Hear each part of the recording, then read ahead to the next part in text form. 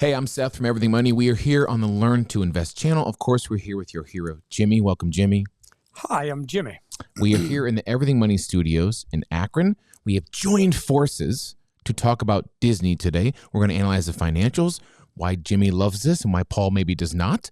We'll show the financials behind it using the Everything Money software, Jimmy's discounted free cash flow website. We'll do all of this and more. Stay tuned. I love to see three great value investors and Paul sneezing. I love to see three great value investors come together and give me your thoughts. I'm going to watch like a fan with this episode because obviously, Mo, I love Disney. So let's get over. Jimmy, give me your opening take on Disney, why you love it, and what you've been preaching about it.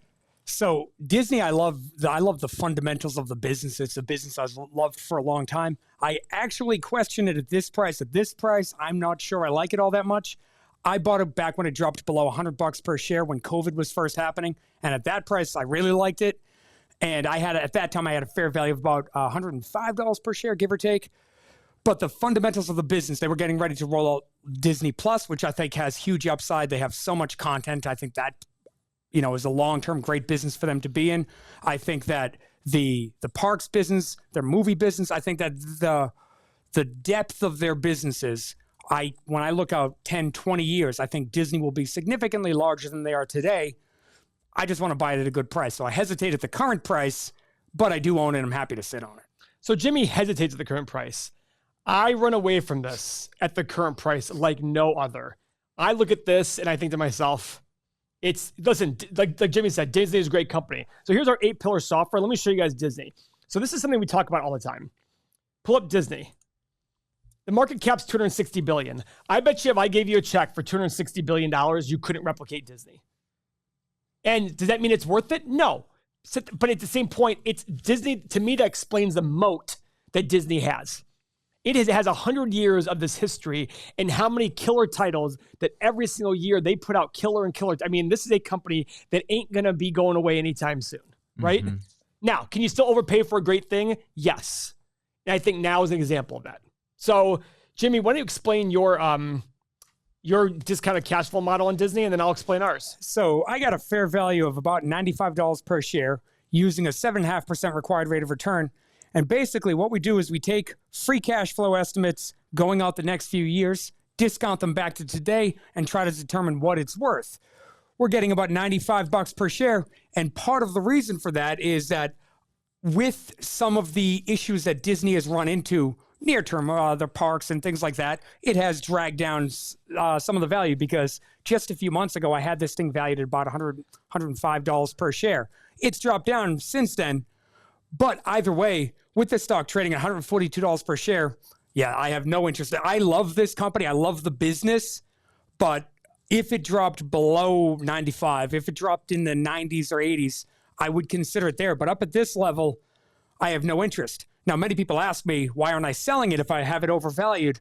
But one of the reasons is I believe in the business long term. You've said this about a lot of stocks. You want to hold them for a long time. I have no intention of trading in and out of this. I would have, if that were the case when the stock was up at 180, I looked at it then and was like, oh, this is ridiculously overvalued. I did a video at the time and I was like, this is coming back because it should. It was overvalued, but I have no interest in trading in and out of that and getting taxed on those gains and the whole thing. So do you get this question in your community a lot? Because Paul, we get ours about setting exit points or target points. I mean, I do get that question a decent amount. For me, I think it depends on your style of investing. I am very deliberate about not adding a time horizon to my investments because if you said, hey, Jimmy, what's this company going to look like in 5 years or 10 years?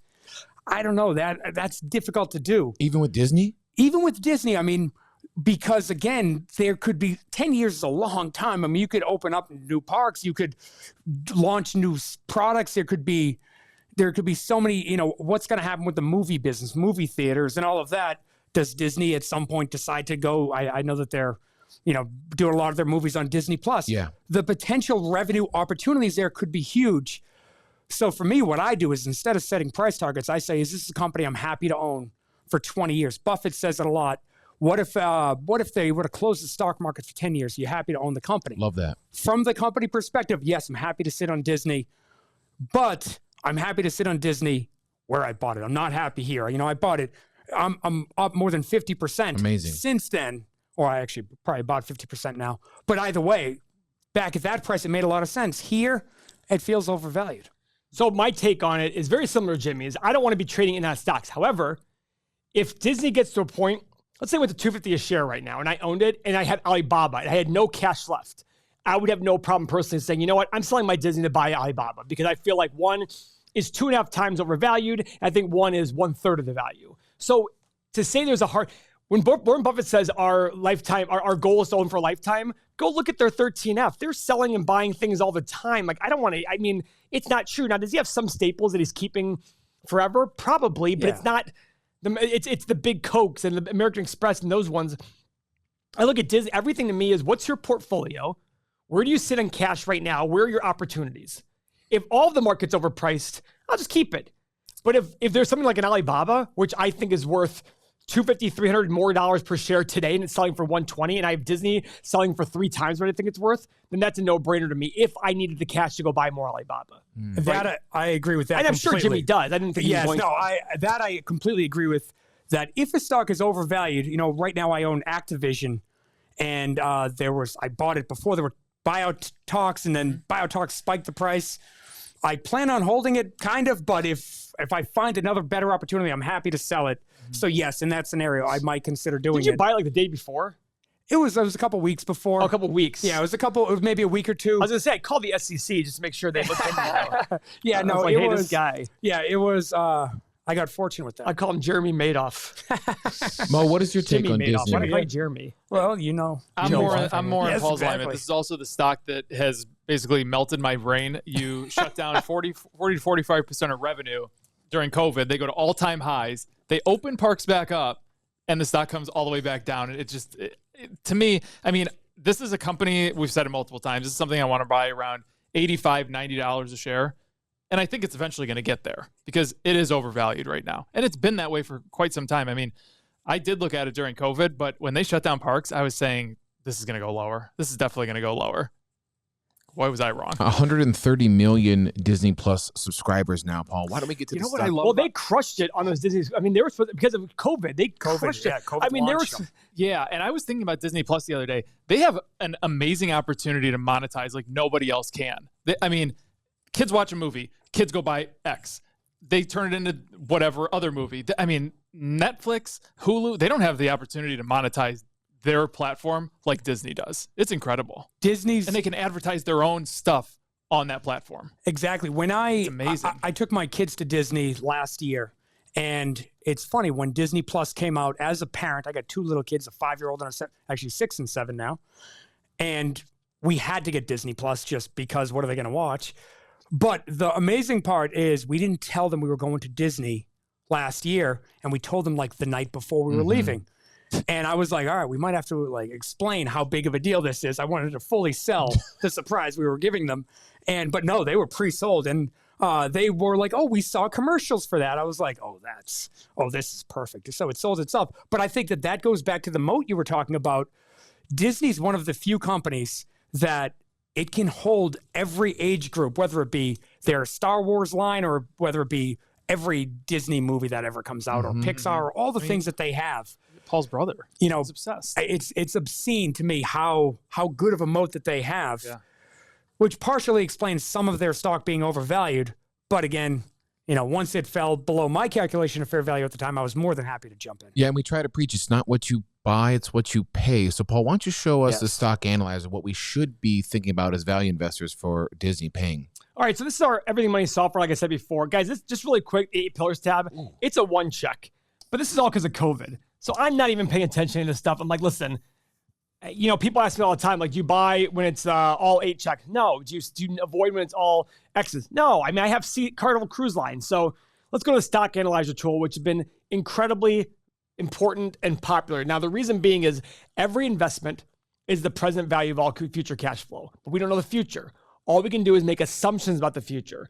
So here are some major categories for assumptions. And I always do a 10-year analysis, but in our software, you can do between 1 and 20. So revenue growth potential. Now I'm going to start low and I'm going to go high. 3, 5, and 7. Profit margin. I'm not even looking at 4.2% because that's garbage. I'm going to go 11, 12, and 13%. Free cash flow margin, I'm going to do 9, 10, let's go 8, 9, and 8, 9.5, and 11.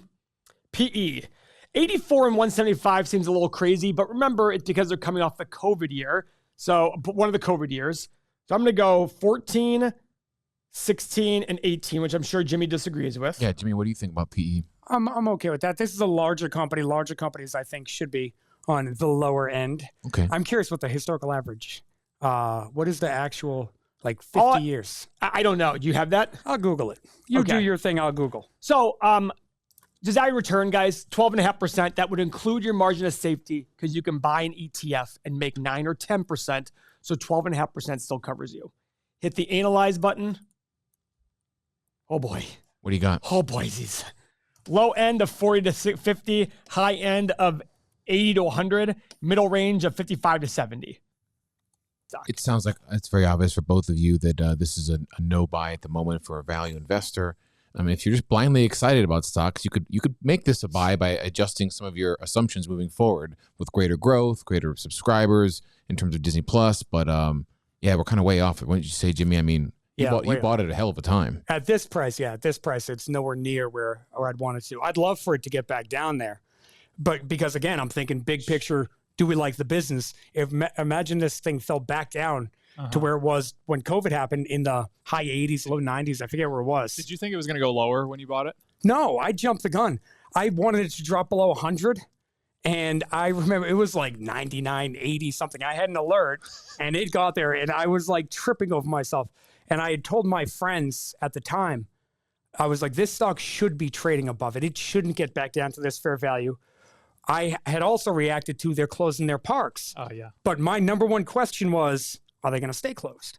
You know, at the time I thought, no, maybe a year, but nothing beyond that. This COVID thing is going to go away. But still, I don't think it's going to close for any long period of time. So that problem goes away. And if it does, well, the stock in my mind was going back to 150. So I had joked with my wife that I was like, we need to put money in this. I was like, I'll mortgage the house. Mortgage the house. I was like, when it was in the 90s, I was like, this is going back up and it's going to go there quickly. Sure, it helped that the Federal Reserve started pumping trillions of dollars into the system. But either way, I was excited about it. I didn't mortgage the house. I wouldn't actually do that, but I'm just... If you're a fan of Jimmy or Everything Money, you can look at Jimmy's new website. Jimmy, tell the folks about what you're planning to moving forward with your community. Yeah, so we're building a discounted cash flow calculator. It should be up and running by the end of the second quarter. And we're going to, the plan is to start with the discounted cash flow calculator and gradually add other features to different ways to analyze the stock and to really try to come up with a fair value. And for me, like I'm using a required rate of return of 7.5%. I recognize a lot of people wouldn't like that. So people will do different can plug in their own numbers, adjust their numbers. We'll provide analyst estimates. So you could start there. And then I'm always a big fan of doing the research and adjusting the numbers according to the research that you've done. And like I said, the website's going to be up and running at the end of the second quarter. So if you want to sign up, there'll be a link in the description below. If you haven't subscribed yet to Learn to Invest, make sure you do. You can follow Jimmy's work. Make sure you click the button below. And, of course, you can follow Paul, Mo, and I at Everything Money. That's our take on Disney. We will certainly keep you updated. And as value investors, we can't wait for this thing to fall.